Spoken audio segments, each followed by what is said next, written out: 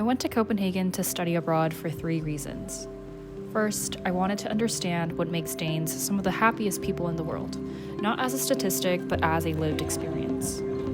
Second, as an urban studies major, Copenhagen felt like the perfect case study. More than 60% of commuters bike to work, and the city is designed around people, not just efficiency. And third, I wanted to challenge my own norms, to see new ways of living, build new habits, and form relationships in a place where I'd build my routines from scratch. And somewhere between the biking, the quiet mornings, and ordinary routines, studying abroad stopped feeling like travel and started feeling like home.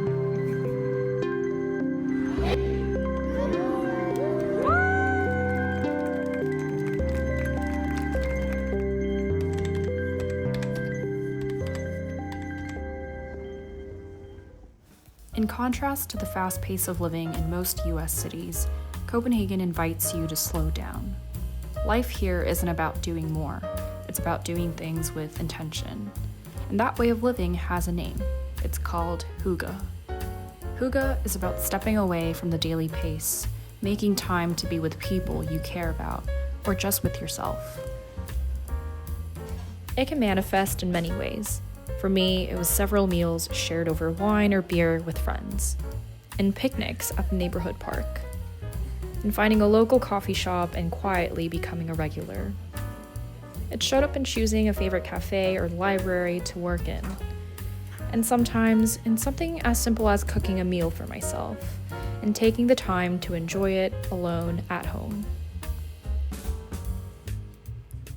But what makes hygge feel so natural is the Danish culture of craftsmanship in furniture, lighting, and architecture. With shorter days in Scandinavia, light is treated with care. Lamps are designed to glow softly, shaping warm, livable spaces. Danes value time at home as much as time spent together, and that balance shows up in the furniture they design and the cafes they create.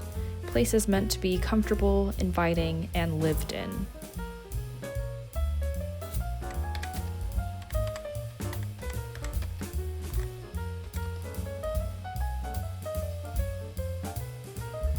By the same token, Copenhagen is designed around the people it serves. With an easy public transportation system and trains that let you bring your bike on board, many Copenhageners spend their weekends unplugging and reconnecting with nature. In just 30 minutes, you can find yourself at a deer park by the sea, or wandering through a museum where outdoor sculptures and modern art blend seamlessly into the landscape. Even within the inner city, nature is never far. You can bike through a cemetery in the middle of the day, or stop for a swim in the harbor on your way home. Food here follows the same philosophy. Much of it is sourced locally, and hygge shows up in the way people cook and eat. Sourdough that takes time, pastries made with fresh, seasonal ingredients, farmers markets that activate neighborhoods, and a strong culture of farm-to-table dining. It all comes together in a city that feels like a playground, for children and adults alike.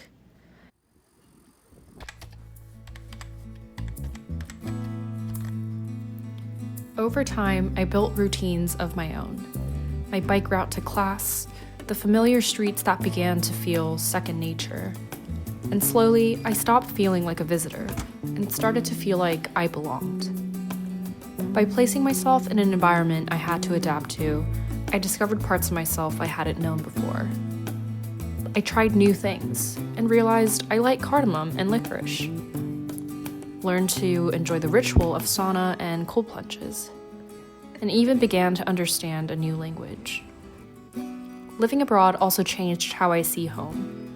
Being away gave me a clearer sense of what I value about life back in the US.